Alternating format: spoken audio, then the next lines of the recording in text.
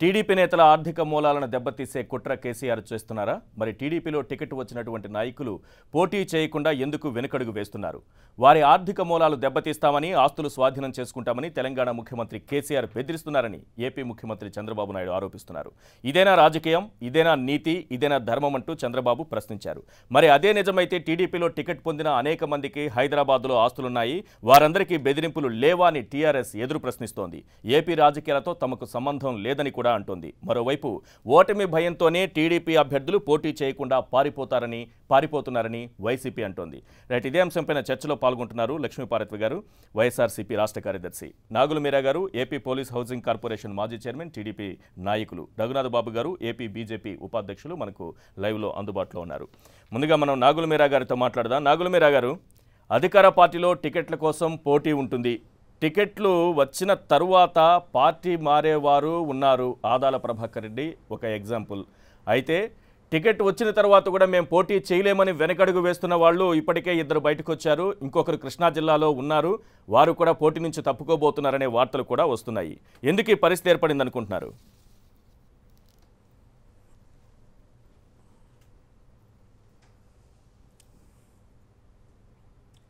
Telugu Desam party 37 ఏళ్ళు చరిత్ర కలిగినటువంటి పార్టీ. మాకు అభ్యర్థులు కొరత లేదు. వాళ్ళ ఒక్కొక్క నియోజకవర్గంలో చూస్తూ ఉన్నాం. అనేక మంది ఆశించి రానటువంటి వాళ్ళు చంద్రబాబు నాయుడు గారు పిలిచి వాళ్ళకు సముచితమైనటువంటి స్థానం ఇస్తామని చెప్పి అందరూ కలిసి పనిచేయాలని చెప్తున్నటువంటి నేపథ్యాన్ని చూస్తూ ఉన్నాం. కాబట్టి తెలుగుదేశం పార్టీకి పోటీకి భయం కాదు, తెలుగుదేశం పార్టీకి ప్రభుత్వం కొత్త కాదు. ఇవాళ వైసీపీ మీకు 25 కోట్లు ఉన్నాయా, మీ దగ్గర 50 కోట్లు ఉన్నాయా అని బహిరంగంగా అడిగి డబ్బులున్నటువంటి అభ్యర్థులను ఎత్తుక్కునేటువంటి పనిలో వైసీపీ ఉంది, కానీ తెలుగుదేశానికి ప్రజాబలం ఉంది. వాళ్ళ వైసీపీ ధనబలంతో అటు కేసీఆర్, అమిత్ షాను లేకపోతే నరేంద్ర మోదీ సహకారంతో ఎట్లాగట్లా ఇక్కడ గట్టెక్కాలనేటువంటి భావం ఉన్నప్పటికీ కూడా ఆంధ్రప్రదేశ్లో ప్రజల బలం తెలుగుదేశం పార్టీకి ఉంది. బడుగు బలహీన వర్గాల పార్టీ తెలుగుదేశం పార్టీ. ముఖ్యంగా ఈ రోజున బీసీలు ఎన్నుముగ్గా ఉన్నటువంటి పార్టీ తెలుగుదేశం పార్టీ. కాబట్టి తెలుగుదేశం పార్టీ ఈ తాటాకు చప్పుళ్లకు భయపడేటువంటి నేపథ్యం లేదు. ఖచ్చితంగా చంద్రబాబు నాయుడు గారు 2014లో ఏదైతే ప్రజలు ఆంధ్రప్రదేశ్ను అన్ని రంగాల్లో ముందుకు తీసుకురాగలిగినటువంటి సామర్థ్యం, సత్తా చంద్రబాబు గారికి ఉందని ఏ రకంగా అయితే భావించారో, ఈ అభివృద్ధిని కొనసాగాలంటే చంద్రబాబు గారు లాంటి అనుభవం ఉన్నటువంటి నాయకుడు, విజన్ ఉన్నటువంటి నాయకుడు కావాలని ఈరోజు ప్రజలు ఆకాంక్షిస్తూ ఉన్నారు. బయట వాళ్ళని చూసి ధైర్యంగా ఉండవచ్చు. ఈరోజు కేసీఆర్ గారు హైదరాబాద్లో మేము పోటీ చేయలేమని కొందరు, పార్టీ మారుతున్నామని కొందరు వెళ్ళిపోయారు. ఆదాల ప్రభాకర్ రెడ్డి అయితే రాత్రికి రాత్రే పార్టీ మారిపోయారు. టికెట్ కన్ఫర్మ్ అయిన తర్వాత, నెల్లూరు రూరల్ కన్ఫర్మ్ అయిన తర్వాత ఆయన పార్టీ మారిపోయారు. ఎందుకు ఈ పరిస్థితి ఏర్పడుతుంది? గతంలో ఎప్పుడు ఇలాంటి పరిస్థితులు ఏ పార్టీలో కూడా చూడలేదు. టికెట్ వచ్చిన తర్వాత కష్టమో నష్టమో పోటీ చేస్తారు, ఓటమో గెలుపో ఏదైనా సరే పోటీ చేస్తారు. కానీ ఇక్కడ ఆ పరిస్థితి కనిపించట్లేదు. పార్టీ మారుతున్నారు, లేదంటే మేము పోటీ చేయం బాబోయ్ అని పారిపోతున్నారు. ఏంటి, ఎందుకు ఈ పరిస్థితి ఏర్పడుతుంది?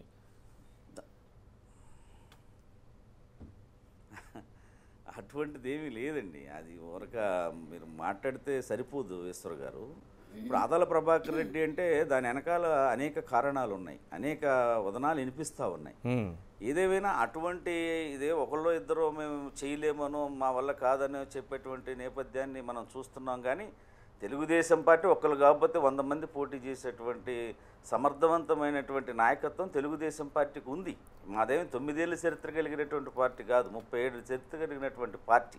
కానీ టికెట్లు పొందిన వాళ్ళు మేము పోటీ చేయము అని అంటే అది ప్రజల తప్పుడు సంకేతాలు వెళ్తాయి కదా. అవసరం ఎంతో మంది కాదు, అది తప్పుడు సంకేతాలు వెళ్తాయి కదా. టికెట్ ఇచ్చిన వాళ్ళు ఇప్పుడు ముందుగానే టికెట్లు ఇచ్చే ముందు చాలా జాగ్రత్తగా ప్రజాస్వామ్యం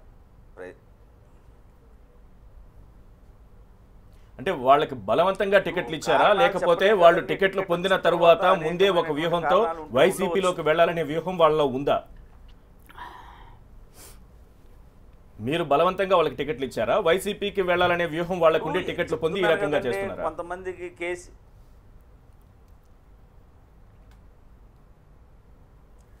ఏ వ్యూహం అయినప్పటికీ ఈ రోజున తెలుగుదేశం పార్టీ బెదిరే ప్రసక్తి లేదు. ప్రజల మధ్య ఉండేటువంటి పార్టీ వాళ్ళ రాష్ట్రాన్ని అన్ని రంగాల్లో ముందుకు తీసుకొచ్చినటువంటి పార్టీ. వాళ్ళ ఆదాల ప్రభాకర్ రెడ్డి లాంటి వాడు తెలుగుదేశం పార్టీ చరిత్రలో ఎంతోమంది వచ్చారు పోయారు. తెలుగుదేశం పార్టీ వణికేది కాదు, బెనికేది కాదు, అభ్యర్థులు కొరత లేదు. సమర్థవంతంగా ప్రజల మధ్యకి వెళ్ళి ఈరోజు మేము అభివృద్ధి సంక్షేమాన్ని ప్రజల మధ్య పెట్టాం. ఆ అభివృద్ధి సంక్షేమాన్ని చూసి, చంద్రబాబు నాయుడు గారి నాయకత్వాన్ని చూసి, చంద్రబాబు నాయుడు గారి విజన్ చూసి, అనుభవాన్ని చూసి వాళ్ళ ప్రజలు ఈ అభివృద్ధి కొనసాగాలంటే రేపు పోలవరం రావాలన్నా, లేకపోతే అమరావతి నిర్మాణం జరగాలన్నా, మన పెట్టుబడులు రావాలన్నా, చదువుకున్నటువంటి బిడ్డలకు ఉద్యోగ అవకాశాలు రావాలన్నా, బడుగు బలహీన వర్గాల సంక్షేమం కావాలన్నా, ఆడబిడ్డలకు అండగా ఉండాలన్నా ఆ తెలుగుదేశం పార్టీ వల్ల సాధ్యమైనటువంటి ఆకాంక్ష ఈనాడు ప్రజలకు ఉంది. కాబట్టి ఎవరో ఒకరు బెదిరింపులకో, ప్రలోభాలకో, లేకపోతే వ్యూహాత్మకంగానో తెలుగుదేశం పార్టీ ఇలాంటి కుట్రపూరితమైనటువంటి రాజకీయాలు ప్రజలు సహించరు. వాళ్ళ ఆదాల ప్రభాకర్ రెడ్డి ఎందుకు వెళ్ళాడు అనే దానికి అనేక కథనాలు ఉన్నాయి. కాబట్టి ఆయన వెళ్ళినంత మాత్రాన అక్కడ ఆశించిన వాళ్ళు అనేక మంది ఉన్నారు. ఆయనే తెలుగుదేశం పార్టీలోకి వచ్చారు, మళ్ళీ వైసీపీలోకి వెళ్ళారు. ఇది నీచమైనటువంటి రాజకీయాల్లో విలువలతో రాజకీయాలు చేయాల్సినటువంటి అవసరం ఉంది ఎవరైనప్పటికీ కూడా. ఏ పార్టీలో అయినా సరే పార్టీలో ఉన్న వాళ్ళందరూ కూడా ఆలోచించాల్సినటువంటి అంశం. ఏ ఒక్కరినో వాళ్ళు తీసుకొని బయటకు వచ్చినంత మాత్రాన అది బలహీనపడిందనో, లేకపోతే తెలుగుదేశం పార్టీ ఇబ్బంది పడిందనే ఎవరైనా పగటికళ్ళ కంటే వాళ్ళ పగటికళ్ళని మిగిలిపోతాయి తప్ప 100% ప్రజా ఆమోదం పొందినటువంటి పార్టీ తెలుగుదేశం పార్టీ. రేపు ప్రభుత్వాన్ని ఖచ్చితంగా ఏర్పాటు చేసి తెలుగుదేశం పార్టీ చంద్రబాబు నాయుడు గారికి కావాలి, మళ్ళీ కావాలని 5 కోట్ల మంది ప్రజల ఆకాంక్ష అనేటువంటి విషయం మా మీద కుట్ర చేస్తున్నటువంటి ముఖ్యంగా వైసీపీ కానీ, బీజేపీ కానీ, లేకపోతే వాళ్ళకు వంతబడుతున్నటువంటి టీఆర్ఎస్ కానీ గమనించవలసినటువంటి అవసరం ఉంది. ఎస్ లక్ష్మీపార్వతి గారు, కేసీఆర్తో కలిసి బెదిరిస్తున్నారు. ఎవరికైతే ఆస్తులు ఉన్నాయో హైదరాబాద్లో వారందరినీ బెదిరింపులకు గురి చేసి పోటీ చేయకుండా చేయటం, లేకపోతే వైసీపీకి వెళ్ళమని చెప్పటం, ఇది నిన్న ముఖ్యమంత్రి చంద్రబాబు చేసినటువంటి ఆరోపణ. దానికి తగినట్టుగానే టికెట్ వచ్చిన వాళ్ళు కూడా మేము పోటీ చేయలేమని వెనకడుగు వేస్తున్నారు. ఇప్పటికీ 3 అయ్యారు, ఒకరైతే పార్టీ మారారు, మొత్తం 4 తేలారు ఇప్పటి వరకు.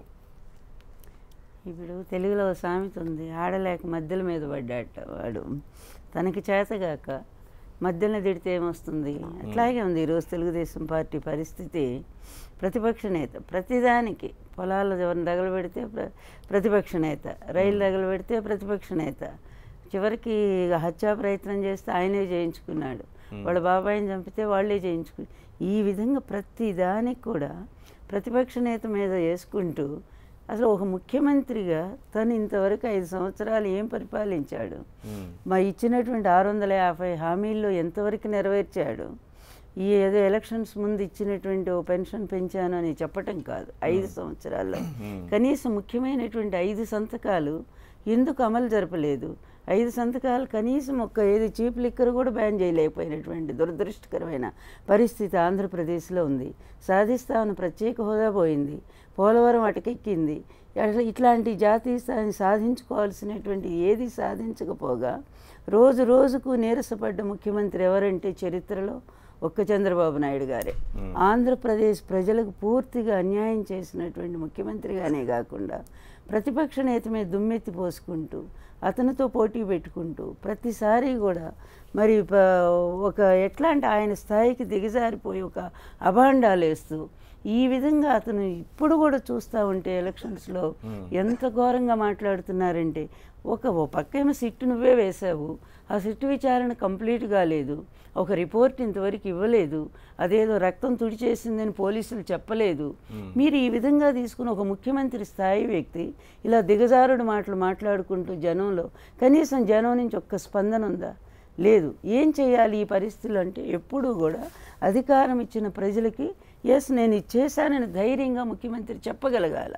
అది లోపించినటువంటి మీ ముఖ్యమంత్రి, మీ పరిపాలన, మీ అసమర్థ విధానాలు ఇవన్నీ కూడా 4 సంవత్సరాలు బీజేపీతో కాగి చివరికి బీజేపీని తీసుకొచ్చేమో జగన్కు ముడిపెడతావు. అలాగే కాంగ్రెస్ పార్టీ పిల్ల కాంగ్రెస్ తల్లి కాంగ్రెస్ అంటూ అంతకుముందు కాంగ్రెస్ నుంచి బయటకు వచ్చి అతను సొంత పార్టీ పెట్టుకుంటే కాంగ్రెస్ని తీసుకొచ్చి జగన్మోహన్ రెడ్డికి ముడిపెడతావు. ఈ విధంగా ఇది ఎవరు చేస్తారు? అసమర్థులు చేస్తుంటారు. పని బాట లేని వాళ్ళు మనకు పక్కింటి వాళ్ళ మీద ఏవో ఒకటి నిందలేసి బతుకుతూ ఉంటారు. అదేవిధంగా ఈరోజు చంద్రబాబు నాయుడు గారి పరిస్థితి దిగజారిపోయింది. ఇప్పుడు ఎందుకు వీళ్ళంతా వెళ్ళిపోతున్నారు అనుకున్నారు? టికెట్ అదే ఇది ఎప్పుడూ జరగలేదు. టికెట్స్ వచ్చిన తర్వాత టికెట్ పోటీ ఉంటుంది, పోటీ పడే తెచ్చుకున్న తర్వాత ఎందుకు ఈ రకమైన పరిస్థితులు ఏర్పడుతున్నాయి? ఎందుకు వెనకడుగు వేస్తున్నారు? ఈశ్వర్ గారు, ఇదే నేను చెప్పాలనుకుంటుంది. పార్టీ వ్యవస్థాపక అధ్యక్షుడు ఆయన కాదు అసలు. పార్టీ వ్యవస్థ ఎందుకంటే ప్రాంతీయ మిగతా వాళ్ళు పోటీ చేస్తున్నారు, ప్రస్తుతానికి అధ్యక్షుడిగా ఉన్నారు. వినండి, ఈ దేశంలో ప్రాంతీయ పార్టీలు చాలా ఉన్నాయి. ఆయన అధ్యక్షులు ఉన్నారు. ఓడిపోయినా కూడా ఆ పార్టీ ఆ వ్యక్తి మీద బలం మీదే నిలబడుతూ వస్తుంది. 94లో 58% సాధించినటువంటి తెలుగుదేశం పార్టీ ఈరోజు ఎంత దిక్కుమాలిన దయనీయమైన పరిస్థితిలో ఉందో సర్వేలు చెప్తా ఉన్నాయి. అదేవిధంగా మీకు గుర్తు ఉండే ఉంటుంది, ప్రజారాజ్యం పార్టీ పెట్టినప్పుడు మూకుమ్మడిగా తెలుగుదేశం పార్టీ నుంచి దాదాపు 25 నుంచి 30 మంది మెయిన్ లీడర్స్ దేవేంద్ర గౌడ్ గారితో సహా అందరూ ప్రజారాజ్యంలో చేరిపోయారు ఆ రోజు కదా, గుర్తుంది కదా. అంటే ఎంత బలహీనమైన నాయకత్వం ఆ పార్టీకి ఉందని చెప్పడం కోసం నేను ఈ పాయింట్ చెప్తున్నాను, ఎందుకంటే పాయింట్ వైజ్గా చెప్తున్నాను. అదేవిధంగా ఈరోజు కూడా మీకు 3 నెలల నుంచి వస్తున్న సర్వేలు చూస్తే మొత్తం జగన్మోహన్ రెడ్డికి అనుకూలమైన సర్వేలు కనపడతా ఉన్నాయి. నిన్న కాక మొన్న వచ్చిన టైమ్స్ నౌ కూడా 22 పార్లమెంట్ సీట్లు గెలుస్తారు అని చెప్పి ప్రతిపక్ష నేత చెప్పడం జరిగింది. మొత్తం దేశ స్థాయిలో జరిగిన సర్వే, అదొక ఆంధ్రప్రదేశే కాదు. దీని ప్రకారం చూసి భయపడిపోతా ఉన్నారు. టీడీపీలో అసలు ఎంపీ క్యాండిడేట్స్ దొరకటం కష్టమైపోయింది. వాళ్ళని బ్రతిమలాడు, ఎమ్మెల్యేని బ్రతిమలాడు, గంటాను బ్రతిమలాడు, ఇంకోటి పోటీ ఎక్కువ కాదు, పోటీ ముందుకు రావట్లేదు. అసలు ఎంపీ అంటే భయపడిపోయేటువంటి పరిస్థితి ఉంది టీడీపీ పార్టీలో. ఒకప్పుడు టీడీపీ పార్టీ ఎన్టీఆర్ గారి టైంలో ఎంత అభివృద్ధిలో ఉంది, ఈరోజు నీ చేతిలోకి వచ్చి ఎంత దయనీయంగా దిగజారిపోయింది. అందుకని అందరి మీద బీజేపీని తిడతావు, కాంగ్రెస్ని తిడతావు, ప్రతిపక్ష నేతను తిడతావు, కేసీఆర్ని తిడతావు.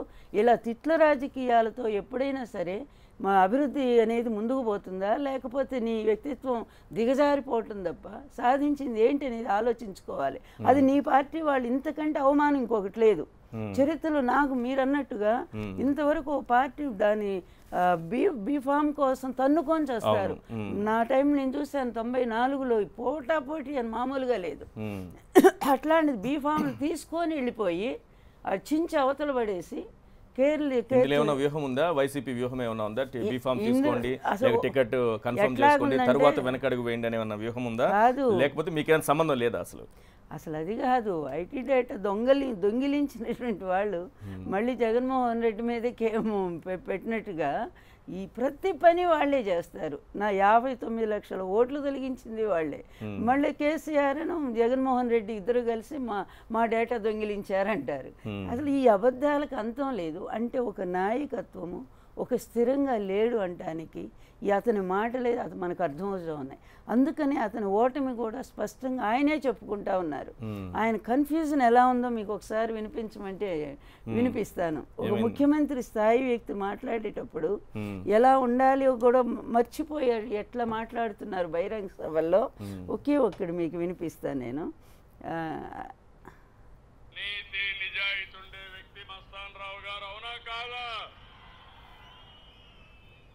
పనులు చేయించుకొని పారిపోయిన వ్యక్తి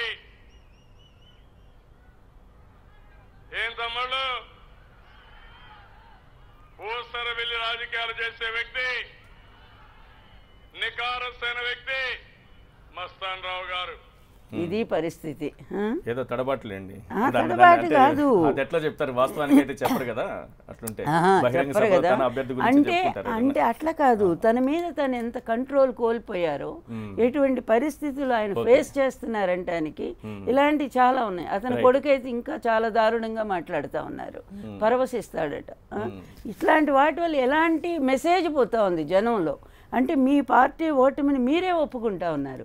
ఇప్పుడు ధనవంతులు బోలెడు మంది ఉన్నారు హైదరాబాద్లో, చాలా మంది. అసలు మీకు రాయలసీమ కానీ కృష్ణా గుంటూరు జిల్లాలు కానీ మొత్తము పారిశ్రామికవేత్తలు అందరూ అక్కడ ఉన్నారు. అందరూ రాలేదే మరి ఎందుకు? అందరికంటే మీ పార్టీలో ఉన్న వాళ్ళు సోమిరెడ్డి ఉన్నారు, అదేవిధంగా మీ సుజనా చౌదరి ఉన్నారు, తర్వాత మీ సీఎం రమేష్ ఉన్నారు, అసలు ప్రధానంగా మీ లోకేష్ ఉన్నారు. ఇంతమంది ధనవంతులు హైదరాబాద్, వాళ్ళతో ధనవంతులు పోలిస్తే ఇంక మిగిలిన వాళ్ళు ఎవరు లేరు.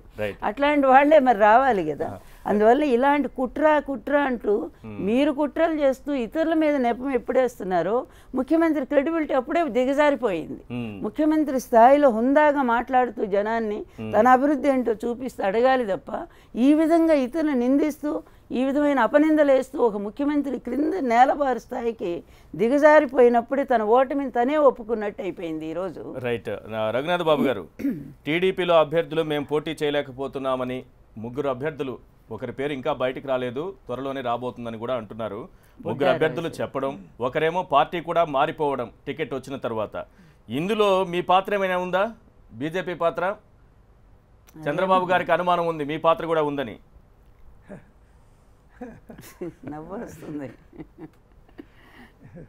ఇవాళ ఎంత చంద్రబాబు నాయుడు గారి పార్టీ పరిస్థితి ఎంత బలహీనంగా ఉందో, ఎంత బేలగా ఉందో, ఎంత వీక్గా ఉందో దీనికన్నా ఇంకా ఉదాహరణ అక్కర్లా. ఇప్పుడు నాగుల మీరా గారు కూడా ఒక మాట అన్నారు, అభ్యర్థుల కొరత లేదు, చివరికి అభ్యర్థుల కొరత లేదు అనే పరిస్థితికి రావాల్సి వచ్చింది. అంటే అభ్యర్థులు కూడా దొరకలేదని సమర్థించుకోవాల్సినటువంటి అవసరం వచ్చింది. ఒకటి మాత్రం వాస్తవం, ఎంపీ క్యాండిడేట్ల విషయంలో మాత్రం చాలామంది సుముఖత చూపిట్లా. ఎందుకంటే జనరల్గా ఎంపీ అనేది పార్టీ బలంతో గెలుస్తుంది, అసెంబ్లీ అనేది కొంత పార్టీ బలమే కానీ కొంత సొంత బలం కూడా డిసైడ్ చేస్తుంది.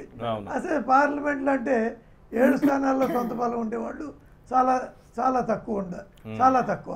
అంటే ఇక్కడ చాలా స్పష్టం ఏంటి, గెలవడానికి ఇప్పుడు పార్టీ పోటీ చేయడానికి ముందుకు వచ్చిన వాళ్ళు కేవలం పార్టీ బలం నమ్ముకోకుండా వాళ్ళ సొంత బలం కూడా కలిపి గెలుచుకునే ఆలోచనే చేస్తున్నారు.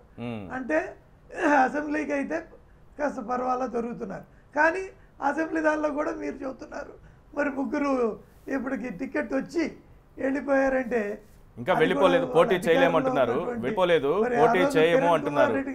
కాదు పోటీ చేయము అంటున్నారు. టికెట్ తీసుకున్న తర్వాత, తీసుకోక ముందు చెప్పాలి ఆ విషయం. టికెట్ తీసుకున్న తర్వాత పోటీ చేయము అని అంటున్నారంటే దీని వెనుక ఏదైనా కుట్ర ఉందా?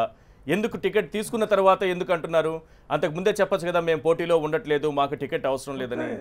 ఇది ఇక్కడ ఒక్క మాట ఈశ్వర్, ఒక్క మాట. ఇప్పుడు మా పార్టీ మొత్తం అనౌన్స్ అయిపోయింది. ఒక్క నిమిషం చెప్పండి. 175 సీట్లు అనౌన్స్మెంట్ ఒకే గంటలో చేసి పడేశారు. ఇంకా కుట్ర చేయడానికి ప్రతిపక్షాలు వాళ్ళ దగ్గర వాళ్ళేమో వచ్చి మా పార్టీలో టికెట్ పొందే అవకాశం లేదు కదా, అసలు పార్టీలో చేరే అవకాశం కూడా లేదు, దాటిపోయింది ఇప్పుడు పరిస్థితి. అందువల్ల ఇప్పుడు కుట్ర అంటే ఎదుటి వాళ్ళ మీద పడే టికెట్లు పొందిన వాళ్ళు కాకుండా చాలా మంది ఉంటారు, వాళ్ళకి ఏవో హామీలు ఉంటాయి, భవిష్యత్తులో అధికారంలోకి వస్తే ఏదో ఎమ్మెల్సీ ఇస్తానో ఇంకొక రకంగా వాళ్ళకి సాయం చేస్తానో ఉంటుంది. అలాంటిది ఏమైనా ఇక్కడ ఉందా? ఈ టీడీపీ అభ్యర్థుల విషయంలో ఏమన్నా ఇలాంటి హామీలు ఏమైనా ఉన్నాయా, లేకపోతే తెలంగాణ నుంచి బెదిరింపులు ఉన్నాయి? ఇది ముఖ్యమంత్రి చంద్రబాబు అనుమానం. ఎస్, కంటిన్యూ చేయండి రఘునాథ్ బాబు గారు. ఈశ్వర్ గారు ఇవాళ అందరికీ బహిరంగ సత్యం అందరికీ తెలుసు. ఆదాల ప్రభాకర్ రెడ్డి గారికి ఏదో 42 కోట్లు ఆయన రిలీజ్ అయ్యి ఆయన ఫోన్లో అదేంటి ట్రాన్స్ఫర్ కనపడగానే ఆయన అక్కడి నుంచి అక్కడే ప్రచారంలోంచి వెళ్ళిపోయారు. ఇది అందరికీ నమ్ముతున్నటువంటి విషయం. అంటే ఇక్కడ 42 కోట్లు నువ్వు అన్నాళ్ళు ఆపి ఆయన బలవంతం కట్టి పెట్టుకున్నావా? అవునా? కాబట్టి నువ్వు అలాంటి టాక్టిక్స్కి, ప్రెషర్ టాక్టిక్స్కి, లేకపోతే ప్రలోభ పెట్టడానికి, లేకపోతే బలవంతంగా ఆపుకోవడానికి నువ్వు ప్రయత్నం చేస్తున్నావా అనేది నువ్వే ఒప్పుకున్నావు కదా. నువ్వు చేస్తున్న పని ఇంకొకళ్ళ మీద వేయటం తప్పితే నువ్వు చేస్తున్నావు అనేది చాలా స్పష్టంగా కనపడుతుంది. మరి అన్ని సంవత్సరాలు అన్నాళ్ళు ఇవ్వని డబ్బులు ఆ మిగిలినాళ్ళు 20,000 కోట్లు ఎవరికి బిల్లులు ఇవ్వట్లా, ఆయనకి మాత్రం ఇచ్చారంటే నువ్వు ఎంత దుర్వినియోగం చేస్తున్నావు ఇది. కాబట్టి నువ్వు అలా దుర్వినియోగం దొంగ ఏమనుకుంటాడు, అందరినీ దొంగగానే చూస్తాడు అందరినీ. కాబట్టి ఈయన తప్పుడు పనులు చేస్తున్నాడు కాబట్టి అందరినీ తప్పుడు పనులుగానే. మీరు 2,000 కోట్లు బిల్లులు పెండింగ్ లో ఉన్నాయంటున్నారు, అయినా సరే 42 కోట్లు ఇచ్చారు అంటే 42 కోట్లు తీసుకున్న తర్వాత పారిపోవడం కరెక్ట్ అనుకుంటున్నారా? ఇక్కడ ఒక అబ్జెక్షన్, ఒక నిమిషం అయిపోయింది. ఇదే మాట నేను కరెక్ట్ అంటారా, కానీ నువ్వు అలా బలవంత పెట్టి ఆపుతున్నావనే తప్పని అంటున్నా. ఇక్కడ కరప్షన్ నువ్వు ఆ గవర్నమెంట్ వ్యవస్థని ఈ రకంగా దుర్వినియోగం చేయటం తప్పు కదా అని అంటున్నా. ఇది నీ బలహీనతకి సూచక కాదా అని అడుగుతున్నా. కాబట్టి వాళ్ళ ఎట్లా కొట్ల రక్షించుకునే పరిస్థితిలో ఉంటే ఇంకా ఓట్లు వచ్చి గెలిచేటప్పుడు రఘునాథ్ బాబు గారు మీరు ఫాలో అవ్వలేదు. ఆయన ఇంకో బిల్లు చూపించారు తనకి గవర్నమెంట్ నుంచి రావాల్సింది 50 కోట్ల బిల్లు పెండింగ్ లో ఉంది. ఆయన అదే చెప్తున్నారు. ఆయన నా మీద నిందలు వేస్తా ఉన్నారు, బిల్లులన్నీ కూడా క్లియర్ చేసుకుని వెళ్ళిపోయాడని. ఇదిగో ఇంకా 50 కోట్ల బిల్లు పెండింగ్ లో ఉంది, ప్రభుత్వం నుంచి నాకు రావాల్సింది. నేను దానికోసం ఏం ఆగలేదు, నాకు ఈ పార్టీ గెలవదు కనుక నాకు కావాలి అనే ఉద్దేశం. కృషాంక్ గారు ఉన్నారు, టీఆర్ఎస్ నాయకులు మనకు ఫోన్ లైన్లో. కృషాంక్ గారు, ఏపీ పంచాయతీకి సంబంధించి మీరే సమాధానం చెప్పాలి. టీడీపీలో ఇప్పటికే 2 అభ్యర్థులు మేము పోటీ చేయమని వెనకడుగు వేస్తున్నారు, ఇంకో అభ్యర్థి కూడా త్వరలో బయటకు రాబోతున్నారనేది ఒకటైతే, రెండవది ఆదాల ప్రభాకర్ రెడ్డి టికెట్ పొందిన తరువాత పార్టీ మారి వెళ్ళిపోయారు. దీని వెనుక కేసీఆర్ ఉన్నారు, వారి ఆర్థిక మూలాలు హైదరాబాదులో ఉన్నాయి కాబట్టి దాన్ని దెబ్బతీసే కుట్ర జరుగుతోంది, వారిని బెదిరించి మరీ వైసీపీలోకి పంపుతున్నారని మీ మీద ఆరోపణలు చేస్తున్నారు. ఏం సమాధానం చెప్తారు? ఈశ్వర్ గారు, నాచినే ఆయే ఆంగన్ తేడా అని అంటారు. ఈ రోజు చంద్రబాబు నాయుడు గారి పరిస్థితి కూడా అట్లనే ఉన్నది. అక్కడ ఆంధ్రప్రదేశ్ లో చంద్రశేఖరరావు గారి పేరు చెప్పుకోకుండా ఈ రోజు ఎన్నికలు గెలిచేటట్టు లేరు అనే ప్రయత్నం వారు చేస్తున్నారు. అందుకే ప్రతి ఉపన్యాసంలో చంద్రశేఖరరావు గారి పేరు ఎత్తుతూ ఉన్నారు. ఇక్కడ ఒక్కటైనా కంప్లైంట్ హైదరాబాద్ లో జరిగింది. రిటర్న్ గిఫ్ట్ ఇస్తానని మీరు అన్నారు కదా, ఏపీ పాలిటిక్స్ లో వేలు పెడతాం, ఎందుకు పెట్టమని అని కూడా అన్నారు కదా, అందుకు ఉద్దేశించి అంటున్నారేమో. అవును, కానీ ప్రచారంకి అయితే ఎవరు టీఆర్ఎస్ నాయకులు ఎవరు అక్కడికి రావట్లేదు. అవును, వారి పరిపాలన గురించి చెప్పుకోవచ్చు కదా, వారు చేసిన ప్రత్యక్షంగా లేకపోయినా పరోక్షంగా ఉన్నారనే అనుమానం ఆయనకుంది. అనుమానమో భయం ఉన్నదో, ఆ భయం పట్టుకున్నదో. అది అనుమానం కదా? అనుమానం కాదు, భయం పట్టుకున్నది. అందుకే మీరు గమనిస్తే ఇప్పుడు లక్ష్మీపార్వతి గారు ఉపన్యాసం ఒక బిట్ వినిపించారు కదా, అదే బిట్ ఎండింగ్ లో నిన్న సాయంత్రం మాట్లాడేటప్పుడు ఏమన్నారంటే, తమ్ముళ్ళారా మీకు కోపం వచ్చిందా, మీరు వింటున్నారా, మీకు ఆవేశం వస్తుందా అంటే, ఆవేశం తెప్పియాలని అనుకుంటున్నారా ప్రజల్లో, వాళ్ళ కార్యకర్తలు? ఎందుకండి ఆవేశము? ఓటేయడానికి ఆవేశం ఎందుకు అంటే, రెచ్చగొట్టాలని ఒక ముఖ్యమంత్రి ప్రయత్నం చేస్తుంటారని అర్థమవుతున్నది కదా. వారే అంటున్నారు తెచ్చుకోండి, కోపం తెచ్చుకోండి, ఓటేయండి అని. అట్లాంటి పరిస్థితి ఉన్నది అక్కడ. ఆంధ్రప్రదేశ్ ప్రజల్లో అట్లాంటిది ఏం లేదు. ఒకటే చెప్పాలనుకుంటున్నాం. ఈ రోజు ఉదాహరణకు మీరు సృజనా చౌదరి గారి మీద కేసులు కానివ్వండి, సీఎం రమేష్ గారి మీద కేసులు కానివ్వండి, ఎక్కడి నుంచి మొదలైనాయి? వారి అంతర్రాష్ట్ర సంస్థలు చెన్నైలో కూడా రేడ్స్ జరిగినాయి కదా. మరి చెన్నైలో తెలంగాణ రాష్ట్ర సమితి ప్రభుత్వం ఉందా? ఈడీ ఏమన్నా తెలంగాణ రాష్ట్ర సమితి కింద పనిచేస్తున్నదా? మాకు పనిచేసేది ఏసీబీ.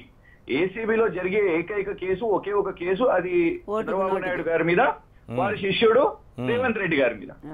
ఆ కేసు గురించి ఏమన్నా మాట్లాడుతున్నారా చంద్రబాబు నాయుడు గారు? మరి ఒక కేసు, ఆ పర్సనల్ కేసు, దాన్ని ఒప్పుకుంటున్నారా? దాని గురించి చెప్తున్నారా? దానికి వారికి సంబంధం లేదని బయటికి చెప్తారే. మరి వారి ఈ రోజు అంటే వారు మాట్లాడే దాంట్లోనే కాంట్రడిక్షన్ ఉన్నది. వేరే ఎవరి మీద కూడా, ఏ పెట్టుబడిదారి మీద కూడా ఇక్కడ కేసులు బెదిరింపులు ఏమీ కాలేదు, ఒక్కటి కూడా కాలేదు. కానీ ఈ రోజు అట్లాంటి వాతావరణం అంటే, ఈ రోజు తెలంగాణ ప్రజలం ఆలోచించుకుంటున్నాము, ఇక్కడ ఎవరైతే వెనకడుగు వేస్తున్నారో, ఎవరైతే పార్టీ మారుతున్నారో టికెట్ పొందిన తరువాత, లేకపోతే వెనకడుగు వేస్తున్నారో, వాళ్ళకి హైదరాబాద్ లో వ్యాపారాలు ఉన్నాయి, ఆస్తులున్నాయి అని ముఖ్యమంత్రి అంటున్నారు. ఎట్లా చూడాలి ఈ అంశాన్ని? అలాంటి వాళ్లే ఎందుకు వెళ్తున్నారు అన్నది అంటే అంతే. వాళ్ళే ఈ రోజు చూడండి, వాళ్ళకి ఇక్కడ ఆస్తులున్నా, రేపు ఒకవేళ వాళ్లకు నమ్మకం కలిగితే ఆంధ్రప్రదేశ్ లో మాకు మా ప్రభుత్వం వస్తుంది, తెలుగుదేశం గెలుస్తుంది అనుకుంటే, వాళ్ళు ఇక్కడికి వెళ్ళి అవసరమైతే బిజినెస్ లాంటి షిఫ్ట్ చేసుకుంటారు, లేకుంటే ధైర్యంగా చేసుకుంటారు. మన పక్క రాష్ట్ర ముఖ్యమంత్రి ఉన్నారు కదా, కానీ వాళ్ళకి నమ్మకం లేదన్నట్టు కదా, ఇక్కడ ఓడిపోయేటట్టున్నారు, వైసీపీ వచ్చేటట్టున్నది అని ఎక్కడో వాళ్ళకు కల్పిస్తున్నది. కాబట్టి అయితే వైసీపీ నుంచి అన్న టికెట్ తెచ్చుకుందాం, లేదు అక్కడ అకామిడేట్ చేయలేకపోతే, అక్కడ అనౌన్స్మెంట్ అయిపోయినాయి కదండి, టికెట్లు, సీట్లన్నీ అనౌన్స్మెంట్ అయిపోయినాయి. అందుకే దాని బదులు పోటీ చేయకపోతే ఏమని ఆలోచిస్తున్నారు, స్పష్టంగా కనబడుతున్నది. అయితే గెలిపోవటంలో ఏదన్నా సరే, ఇప్పుడు మనం తెలంగాణనే తీసుకుందాము, గెలుస్తామా లేదా అన్న విషయం కాదు. చిన్న పార్టీ నుంచి పెద్ద పార్టీ వరకు అందరూ పోటీ చేశారు. ఓటమి సహజమే, అందరూ గెలుస్తారు కానీ చెప్పలేం కదా. ఓడిపోతే మిగతా వాళ్ళు ఓడిపోతేనే కదా మిగతా వాళ్ళు గెలిచేది. ఈ వైపు ఓటమి ఉంటేనే ఆ వైపు గెలుపు ఉంటుంది. మరి ఈ రకంగా ముందుగానే పారిపోవడం ఏంది టీడీపీ లాంటి పార్టీ నుంచి? అంటే అట్లాంటి చిన్న పార్టీల్లో కూడా, చిన్న పార్టీలు, స్వతంత్ర అభ్యర్థులు కూడా గెలుస్తామనే నమ్మకం లేకపోయినప్పటికీ కూడా పోటీలో నిలబడతారు, కానీ చివరి దాకా పోరాడతారు. కానీ ఇక్కడ ఆ పరిస్థితి కనిపించట్లేదు కదా, ముందుగానే వెళ్ళిపోతున్నారే. అయితే దీని వెనుక ఏదైనా కుట్ర ఉందనేది దీని వెనుక ఏదో కుట్ర ఉన్నది వారి ఆరోపణ. కుట్ర ఏం లేదు ఈశ్వర్ గారు. ఎన్నో దశాబ్దాలుగా ఉన్న నాయకులు, ఈ రోజు మురళీమోహన్ గారు ఉన్నారు, ఎన్నో దశాబ్దాలుగా ఉన్నారు. వారి లాంటి వారు కూడా మేము నిలబడము అని వెనుకడుగేస్తున్నారు. అంటే మనం ఒకటి ఆలోచించాల్సిన అవసరం ఉన్నది. స్పష్టంగా అర్థమైపోతున్నది పార్టీ అసలు మేము వద్దు ఈసారి గెలిచేటట్టు లేము అని అర్థమైపోతున్నది. అంతేకాదు చంద్రబాబు నాయుడు గారు పార్లమెంట్ అభ్యర్థుల మీద తీవ్రమైన ఒత్తిడి పెడుతున్నారు. వాళ్ళు అసలు మీరు పెట్టుబడి పెట్టండి, విపరీతంగా 100 కోట్లు మీరు పెట్టండి అని అంటే ఈ గెలవని సీట్లకు మళ్ళా మేము డబ్బులు ఎందుకు ఆరబోయాలి అనే పరిస్థితి ఉన్నది. కాబట్టి టికెట్లు ఎందుకు పొందారనుకోవచ్చు. టికెట్లు బలవంతంగా ఇక్కడ అనౌన్స్ చేస్తే వాళ్ళు ఏం చేస్తారు పాపం ఈశ్వర్ గారు. అనౌన్స్ చేస్తున్నారు బల్మెట్ కి, వాళ్ళు వద్దు వద్దన్నా కూడా వద్దు అని కొన్ని రోజుల నుంచి నడుస్తున్నది పర్వం. ఇవాళ నిన్నో కాదు, 10 రోజుల నుంచే వద్దు మాకు వద్దు మేము నిలబడము అని వెనుకడిగేస్తున్నారు. కానీ చంద్రబాబు నాయుడు గారు ఒత్తిడి పెడుతున్న పరిస్థితి, నిలబడండి అని.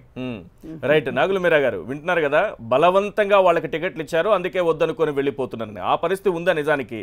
రెండవది, ఇక్కడ తమ పాత్ర ఏమీ లేదని ఇటు టీఆర్ఎస్ కానీ బీజేపీ కానీ చెప్పుకుంటున్నటువంటి పరిస్థితి.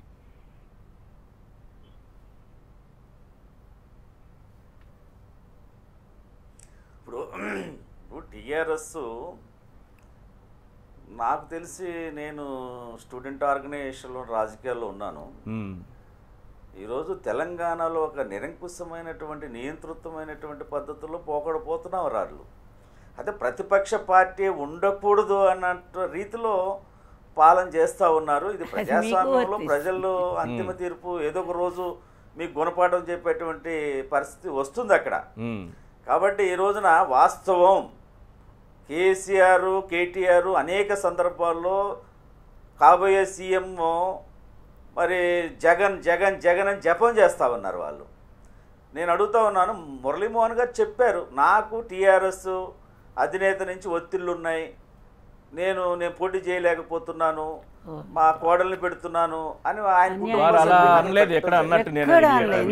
ప్రభాకర్ రెడ్డి నియోజకవర్గానికి అబ్జర్వర్గా నేనే వెళ్ళాను. అన్నారులేండి. అంటే అంతర్గతంగా చెప్పారు, అంతర్గతంగా పార్టీలో అంతర్గతంగా బహిరంగంగా అన్నారా, పార్టీలో అంతర్గతంగా అన్నారా? ఉన్నమాట వాస్తవమే, కానీ కాదు నాగుల మీరా గారు బహిరంగంగా చెప్పారా, పార్టీలో అంతర్గతంగా వాస్తవమే కానీ నేను మా కోడల్ని నిలబెడుతున్నాను అన్నారు. 7 పత్రికా ముఖంగా చెప్పారు ఆయన, నేను విన్నాను. సరే అది ఒకటి. 2 ఆదాల ప్రభాకర్ రెడ్డి నియోజకవర్గం నేనే అబ్జర్వర్కి వెళ్ళానండి. దాదాపుగా 8 గంటలు కూర్చున్నాడు ఆయన టెంట్లో. 8 గంటలు కూర్చొని సరే సీటు 4.5 సంవత్సరాల నుంచి అక్కడ ఇన్ఛార్జిగా ఉన్నాడు ఆయన తెలుగుదేశం పార్టీ. అక్కడ ఎమ్మెల్యే లేకపోతే తెలుగుదేశం పార్టీకి ఇన్ఛార్జిగా ఉన్నాడు. చివరిలో మాకు ఉన్నటువంటి సమాచారం ఏంటంటే హైదరాబాదులో ఆయనకు 200 ఎకరాల పొలం ఉంది, నువ్వు సీట్ తీసుకొని బయటికి రావాలని ఒక వ్యూహాత్మకంగా మరి వాళ్ళు అనటం వల్ల తను వెళ్ళాడనేది అనుకుంటున్నటువంటి విషయం. ఇది కుట్రపూరితమైన నీచమైనటువంటి రాజకీయాలు చేస్తే ప్రజలు హర్షించరండి. కాబట్టి వాళ్ళ ప్రజాస్వామ్యబద్ధంగా వెళ్ళాలి తప్ప ఈరోజు వైసీపీ ఏదో మా కేసీఆర్ అండగా ఉన్నాడు లేకపోతే మోడీ అండగా ఉన్నాడు, మేమేదో సర్వేలు బూటకపు సర్వేలు తీసుకొచ్చి ప్రజల ముందు పెట్టి మేము ప్రజలు ఓట్లు పొందాలనేటువంటి నాటకాలు ప్రజలు గమనిస్తూ ఉన్నారు. ఈ రోజు ఎంత నీచంగా జగన్మోహన్ రెడ్డి వ్యవహరిస్తా ఉన్నాడంటే, వాళ్ళ ఇంట్లో వాళ్ళ చిన్న ఆయన చనిపోతే ఉదయం 5:30కు వెళ్ళి పని మనిషి తలుపు కూడా తీయలేదు, తలుపు కూడా తీయలేదని చెప్పి తర్వాత తలుపులు తీసి రక్తపు మడుగులో ఉన్నటువంటి వివేకానంద రెడ్డి గారు రక్తాన్ని తుడిసేసి ఆయన బెడ్ మీద పడుకోబెట్టి ఆ తర్వాత హాస్పిటల్కి తీసుకెళ్లి అక్కడ హాస్పిటల్లో ఉన్నటువంటి డాక్టరు మీరు పోలీస్ కంప్లైంట్ ఇవ్వద్దని చెప్పి, ఇవన్నీ వాస్తవాలు కాదా? వాళ్ళు హార్ట్ అటాక్ అని మొట్టమొదటి ప్రకటించింది వాళ్ళు కాదా? ఆ ప్రయత్నం చేసింది వాళ్ళు కాదా? సాక్ష్యం తారుమారు చేయాలని ప్రయత్నం చేసింది వాళ్ళు కాదా? ఈ రోజున మీరు జనంలోకి వచ్చేసి మా నాన్న చంపిన దాంట్లో, మా తాత చంపిన దాంట్లో, నా మీద మా చిన్నాయన్ని ఏమండి ఇంత నీచమైన వాళ్ళింట్లో వాళ్ళ బెడ్రూమ్ లో వాళ్ళ బాత్రూమ్ లో బాడీ ఉంటే ఏంటి ఆరోపణలు? ఇలాగా హత్య రాజకీయాల సాంప్రదాయం సంస్కృతి ఇవాళ వైఎస్ కుటుంబానికి ఉంది. దాని దర్యాప్తు సంస్థలు తెలుస్తాయి. కృష్ణ గారు మీరేం చెప్పాలంటారు? లేకపోతే కేసీఆర్ గారు వీళ్ళందరూ ఒకటయ్యి వాళ్ళు ఎన్ని కుట్రపూరితం చేసినా తెలుగుదేశం విజయాన్ని ఆపలేరు. రైట్ కృష్ణ గారు. రెండు విషయాలు. ఒకటేమో వారు ఏమన్నారు అంటే ప్రధాన ప్రతిపక్షం లేకుండా చేస్తున్నారు అని అంటే దానికి ఒక కారణం మీరు కూడా. మీరు మొత్తం అక్కడికి వెళ్ళి రిమోట్ కంట్రోల్ చేస్తున్నారు కాబట్టి మీరు ఇక్కడ ఇష్టం వచ్చినట్టు హైదరాబాద్ గురించి మాట్లాడుతూ ఇక్కడికి వెళ్ళి హైదరాబాద్ పెట్టుబడిదారులు వచ్చేసేయాలి ఆంధ్రప్రదేశ్ కంటే ఇంకేం కూడా ప్రతిపక్షం ఎందుకు ఉంటదండి? ఇక్కడ కాంగ్రెస్ నాయకులు అయోమయంలో ఉన్న పరిస్థితి. చంద్రబాబు నాయుడు ఏదో మాట్లాడుతున్నాడు, ఏం మాట్లాడాలి? ఇక్కడ తెలంగాణలో మంచిగా సంతోషంగా అయితే ఉన్నాం కదా, కనీసం అట్లాంటి డిస్టర్బెన్స్ లేదు కదా అని ఇది అర్థం కాక ఈ కలయికను ఇంకా సహించలేక కూడా కొందరు నాయకులు వచ్చేస్తున్నారు. అది కొన్ని రోజుల నుంచి చర్చ జరుగుతుంది. ఇంకొకటి పదే పదే ఈ కేసు గురించి మాట్లాడుతున్నారు కదా. నేను కొంచెం లా చదివినాను కాబట్టి నాకు ఒకటి తెలిసింది అంటే ప్రైమా ఫేసి పంచనామా అనేది పోలీస్ డిపార్ట్మెంట్ చేస్తదండి అండ్ ఇక్కడ సిట్టు చూస్తున్నది. మరి ఇక్కడ పంచనామా తెలుగుదేశం కార్యకర్తలు తెలుగుదేశం నాయకులు చేస్తున్నారో మాకు అర్థమైతే లేదు. ఆ డాక్యుమెంట్ ఏమైనా పబ్లిక్ డొమైన్ లో పెట్టిరా? పబ్లిక్ డొమైన్ లో పెట్టలేదు. ఇంకా ఇదే కృష్ణ గారు, ఇది రెండు వైపులా మాట్లాడుకోవాల్సినటువంటి అంశం. ఇటు మీరు అన్నట్టు ఇక్కడ ఎవరు పంచనామా చేస్తున్న టీడీపీ కార్యకర్తలు చేస్తున్నారని మీరు అంటున్నారు. మర్డర్ జరిగిన కాసేపటికే టీడీపీనే ముఖ్యమంత్రి చంద్రబాబు దీని వెనుక ఉన్నారు, పలానా నాయకులు దీన్ని అమలు చేశారు అని ఏ రకంగా వైసీపీ అంటుందో కూడా అర్థం కాదు. పూర్తి స్థాయి విచారణ జరిగితే కదా బయటకు వచ్చేది. అంటే ఇద్దరు వైపు నుంచి ఉంది. నేను చెప్పాలనుకున్నది ఏంటంటే ఒక మర్డర్ జరిగినప్పుడు ఎవరు దర్యాప్తు చేయకుండానే పూర్తి స్థాయిలో వివరాలు రాకుండానే ఒకరిపైన ఒకరు మీరు చేయించారు, మీరే చేశారు, మీరు చేయించారని ఒకరు అంటారు, మీరే చేశారని ఒకరు అంటారు.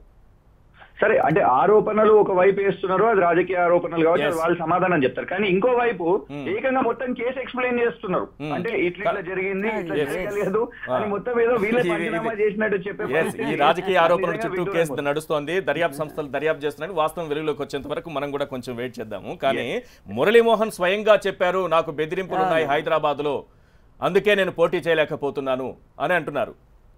మరి నాగుల్ మీరా గారికి పర్సనల్ గా చెప్తే దాని మీద మేము ఎట్లా స్పందిస్తామండి? ఎక్కడ పబ్లిక్ అయితే చెప్పలేదు. ఎక్కడైనా ఒక వార్తాపత్రికలో వచ్చిన అంటే వాళ్ళ వార్తాపత్రికల్లో వచ్చినా నమ్మే పరిస్థితి కూడా లేదు. కానీ మేము ఫాలో చేస్తున్నాం నాగుల్ మీరా గారు న్యూస్. మురళీమోహన్ గారు నేను నిలబడను, నేను నా ట్రస్ట్ నడిపించుకుంటా అని చెప్పారు. కానీ నాకు ఎక్కువ బిజినెస్ లలో లాభాలు వస్తున్నాయి, ఈ రాజకీయాల్లో నువ్వు ఖర్చులే పెట్టిస్తున్నావు అనే విధంగా మాట్లాడారు. కానీ ఎక్కడ కూడా ఒత్తిడి చంద్రశేఖర్ రావు గారు చేస్తున్నారు అని మాత్రం ఎక్కడ కూడా అనలేదు. అది ఎక్కడ నుంటే వారు పబ్లిక్ గా చెప్తే దయచేసి ఇట్లాంటి అబద్ధాలు మాట్లాడకండి. అబద్ధాలు మానుకొని ఈ మీ ఎల్లో మీడియా కానివ్వండి, మీరు కానివ్వండి, ఈ సెన్సేషన్ చేయాలనే ఒక ప్రయత్నం బాగా చేస్తున్నారు. అందుకే రోజు ఉపన్యాసాల్లో కూడా కేసీఆర్ గారి ప్రస్తావన ఉంటుంది. లేకపోయినా అక్కడ ఉన్న నాయకులు మాట్లాడతలేరు. అరే ఇదే మురళీమోహన్ గారిని వచ్చి స్పీచ్ లో మాట్లాడమని చెప్పండి, ఒక బహిరంగ సభలో మాట్లాడమని చెప్పండి, అప్పుడు ఒప్పుకుంటాం. చంద్రబాబు నాయుడు గారిని నమ్మే పరిస్థితి లేదు ఇప్పుడు. మీరు ఒకవేళ నిజంగానే మరి మురళీమోహన్ గారు అన్నారు అని అంటే వారితోనే అనిపించండి, చూద్దాం, అప్పుడు చర్చ పెట్టుకోవచ్చు మనం. ఇట్లాంటి అబద్ధాలు స్ప్రెడ్ చేయకండి నాగుల్ మీరా గారు. రైట్ ఒక నిమిషం లైన్ లోనే ఉండండి మీరు. రఘునాథ్ బాబు గారు, ఇక్కడ ఏదైనా మైండ్ గేమ్ ఏదైనా సాగుతోందా? టికెట్ వచ్చేంత వరకు పార్టీలో ఉండు, టికెట్ తీసుకున్న తర్వాత వెంటనే నేను పోటీ చేయాలని వెనక్కి వచ్చాయి, ఇలాంటి మైండ్ గేమ్ ఒకటి స్టార్ట్ చేశారని ఆరోపిస్తోంది టీడీపీ.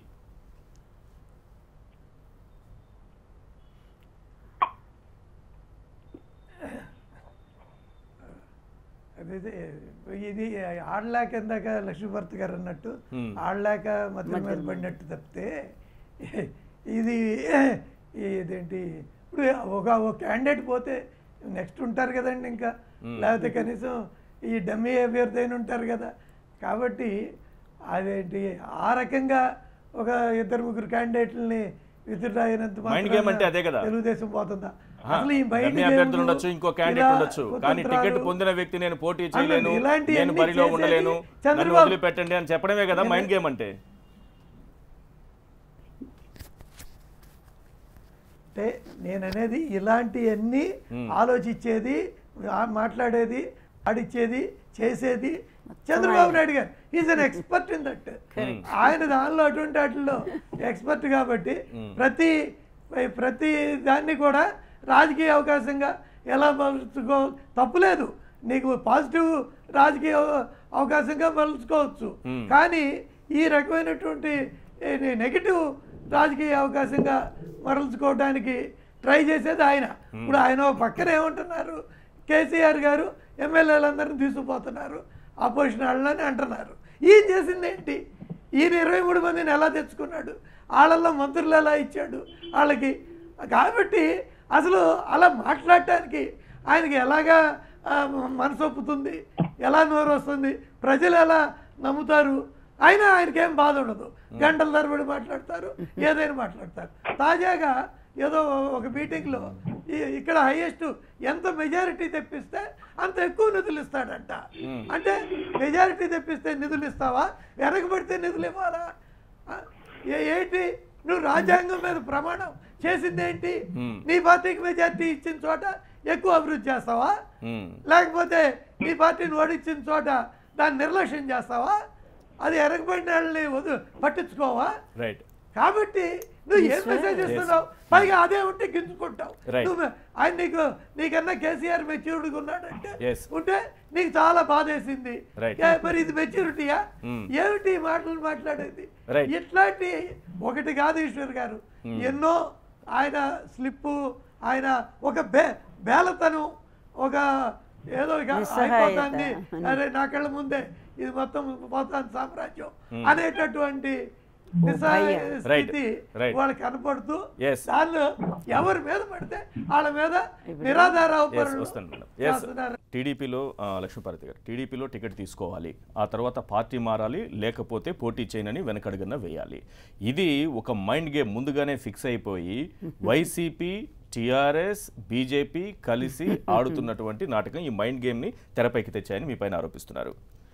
ఇప్పుడు అదే నేను అంటుంది, ఆయన ఎంత తను ఏం చేస్తారో తప్పు అదేమో ఆయనకు ఒప్పుగా కనిపిస్తుంది. అదే ఎదుటి వాళ్ళు చేస్తే, ఆయన ఎలక్షన్స్లో ప్రచారం మనం చూసాం హైదరాబాద్లో, సంతలో పశువులు కొన్నట్టుగా ఉన్నాడు కేసీఆర్ నా ఎమ్మెల్యేలని. తమ్ముళ్ళు మీరు అట్లాంటి ద్రోహులకు ఓటేస్తారా అని ఆయన మర్చిపోతారు. అదే గమ్మత్తు. ఇక్కడేమో 23 మంది ఎమ్మెల్యేలని, 4 ఎంపీలని నువ్వు కొనేసి ఇక్కడ చేసావు. దానికంటే ఇంకా ముందుకు పోదాము. వీళ్ళు ఎమ్మెల్సీ ఎలక్షన్స్లో మీరు చేసింది ఏంటి? మీ అడ్డంగా దొరికిపోయింది ఎవరు? మీ రేవంత్ రెడ్డి. దాని వెనక బ్రీఫ్డ్ మీ అనే వాయిస్ ఎవరిది? ఫోరెన్సిక్ కూడా రుజువు చేసింది. అంటే ఇక్కడ తెలంగాణ ప్రభుత్వాన్ని అస్థిరపరచడానికి ఎంతమంది 50 మంది ఎమ్మెల్యేలతో బేరం పెట్టుకొని ఉన్నారట. అంటే అంత డబ్బు అవినీతి మార్గంలో సంపాదించేటువంటి నువ్వు నైతికంగా మాట్లాడేటువంటి హక్కు అసలు ఒక్క రోజైనా ఉంటుందా ఈ చంద్రబాబు నాయుడికి? అంటే ఇక్కడ కొత్తగా ఏర్పడేటువంటి తెలంగాణ ప్రభుత్వాన్ని అస్థిరపరచడానికి మీ అన్ని బయటకు వచ్చినాయి గనక ఈరోజు మేము అబద్ధం చెప్పట్లేదుగా, ప్రతిదీ ఇప్పటికీ ఆ కేసు నడుస్తూ ఉంది. అంటే నువ్వేమో ప్రభుత్వాలను అస్థిరపరచు, అక్కడేమో మీకు మాకు పెద్ద తేడా కూడా లేదు. 4,76,000 ఓట్లు ఎంతో తేడా. ప్రతిపక్ష నేత ఎవరితో పొత్తు పెట్టుకోకుండా అప్పుడేమో పిల్ల కాంగ్రెస్, తల్లి కాంగ్రెస్ ఈ స్లోగన్ ప్రారంభించారు. కాంగ్రెస్ నుంచి విడిపోయి వచ్చి జగన్మోహన్ రెడ్డి వేరే పార్టీ పెట్టుకొని అతను దానికి అగెనిస్ట్గా ఫైట్ చేస్తుంటే ఈ రెండు ఒకటే అని ఇది ఒక మైండ్ గేమ్ ఆడేది మొదటి నుంచి కూడా చంద్రబాబు నాయుడు. ఒక అబద్ధాన్ని తీసుకొని పదే అతను అనుకూల మీడియాలో మాటికి నంది అంటే నంది అనాలి అంతే, పంది అంటే పంది అనాలి అంతే తప్ప ఇక ఎవరు ఏం మాట్లాడినా కూడా వాళ్ళంతా కూడా కుట్రలా. ఇతను చేసే కుట్ర రాజకీయాల కేంద్ర బిందువే చంద్రబాబు నాయుడు. ఇతను స్ట్రైట్ పాలిటిక్స్ అతని జీవితంలోనే చేయలే, ఎప్పుడు క్రిమినల్ ఆలోచనలే. ఇది ఇందాక ఆయన అంటున్నారు హత్యా రాజకీయాలు జగన్మోహన్ రెడ్డి వంశంలో ఉన్నాయని. ఈ అసలు హత్యా రాజకీయాలు చంద్రబాబు నాయుడికి లేవా? మీరా గారు మీరు ఒక్కసారి మేము అనలేదుగా, ఈ మధ్య ఆయన ఎవరు హరిరామ్ జోగయ్య గారు చెప్పారుగా రంగా హత్య కారణం ఎవరని. అదేవిధంగా ఇంకా మాధవ్ రెడ్డి గారి హత్యకు కూడా చంద్రబాబు మీదే వచ్చింది నిజం చెప్పాలంటే. మేము ఎప్పుడూ కూడా డైరెక్ట్గా మేము ఇంతవరకు అనలేదు చెప్తున్నా. అలాగే మొన్న డైరెక్ట్గా జగన్మోహన్ రెడ్డి మీద హత్యా ప్రయత్నం చేయించింది ఎవరు? అక్కడ ఉన్నటువంటి హర్షవర్ధన్ చౌదరి ఎవరు? ఆయన తీసుకొచ్చి శ్రీనివాసును పెట్టుకునేందుకు ఇదంతా ఇంత ఓపెన్ గా కనపడుతుంటే ప్రతిదాన్ని ఆరోపణలు ఎక్కడ వరకే ఎవరిపైన వచ్చినా ఇటు మీద వచ్చినా లేకపోతే టీడీపీ మీద వచ్చినా చంద్రబాబు మీద వచ్చినా జగన్ మీద వచ్చినా అవి ఆరోపణలు మాత్రమే, ఎవరిపైన ఏ కేసులు రుజువు కాలేదు కదా, అది తీసుకోవాలి. అట్లా కాకుండా వీళ్ళు డైరెక్ట్ తోసేస్తా ఉన్నారు. అట్లాగే ఆయన దాని మీద మీ సిట్టు మీద అసలు నమ్మకం లేదు. ఈరోజు జగన్మోహన్ రెడ్డి వాళ్ళ కుటుంబ సభ్యులు లేకపోతే వాళ్ళ బంధువులు ఎవరో వాళ్ళ ప్రమేయం ఉందనుకుంటే ఆయన ఎందుకు సిబిఐ ఎంక్వైరీ అడుగుతున్నారు? నిన్న హైకోర్టును కూడా ఎందుకు ఆశ్రయించారు? న్యాయం జరగలేదనే కదా. మీ పోలీసు వ్యవస్థ ఎంత నిర్వీర్యం చేశారో, ఇంటి ముందు కుక్కల్లాగా కట్టేశారు పోలీసులు తీసుకుపోయి. ఎంత దారుణం అంటే అదేవిధంగా ఒక రాజ్యాంగ విరుద్ధంగా మీ ముఖ్యమంత్రి ఎలా ప్రవర్తించాడంటానికి ఆయన నోటి మాటల్లోని నిన్నో మొన్నో గౌరు చరితని పార్టీలో చేర్చుకుంటూ స్వయంగా ఆయన ఏం చెప్పాడు ఒక్కసారి మీరు చూడండి ఆ విజువల్ వేసి. ఆయన ఏమంటారంటే పాపం చాలాసార్లు తన నియోజకవర్గ అభివృద్ధి కోసం కలిశారు, నిధులు అడిగారు. నిధుల కోసం. కానీ నేను చేయలేదు. ఎందుకు చేయలేదంటే ఆమె ప్రతిపక్ష పార్టీలో ఉంది గనుక. అమ్మా ఏమనుకోవద్దు, నువ్వు ప్రతిపక్ష పార్టీలో ఉన్నావు గనుక నేను చేయలేదు. వైఎస్ రాజశేఖర రెడ్డి నోటి వెంట ఎప్పుడైనా ఆ మాట వచ్చిందా? ఎవరైనా సరే ప్రతిపక్షంలో ఉన్నా ఏ పార్టీలో ఉన్నా సరే కులాలు లేవు, మతాలు లేవు, ప్రాంతాలు లేవు, అందరికీ ఆరోగ్యశ్రీ ఇచ్చారు, అందరికీ ఫీజు రీంబర్స్మెంట్ ఇచ్చారు. ప్రతి ఒక్కళ్ళకి లాభం చేసినటువంటి నాయకత్వం అదైతే మీ నాయకత్వం, మీ నాయకుడు ఇంత సంకుచితంగానా, ఇంత దరిద్రంగానా? ఇక్కడ కులాలు చూస్తావు, మతాలు చూస్తావు, ప్రాంతాలు చూస్తావు, చివరికి పార్టీలను కూడా విభజించి ప్రజల్ని అన్ని రకాలుగా విభజించి ఒక ముఖ్యమంత్రి అంటే అందరికీ తండ్రి లాంటి వాడు. తండ్రి తన బిడ్డలు తనకు ఉన్న అనుకూలంగా ఉన్నా లేకపోయినా తండ్రి ఏ విధంగా చూసుకోవాలో అది రాజ్యాంగం ప్రమాణం చేసేది. అందుకే అట్లాంటి నువ్వు రాజ్యాంగ నియమాన్ని కూడా ఉల్లంఘించి ఒక అతి నీచమైనటువంటి రాజకీయానికి పాల్పడేటువంటి మీరు ఏం మాట్లాడతారయ్యా? అడుగడుగున అబద్ధాలు అనుకుంటారు మీరు. మైండ్ గేమ్ ఆడుతోంది చంద్రబాబు అని ఆరోపిస్తున్నారు. చెప్పండి.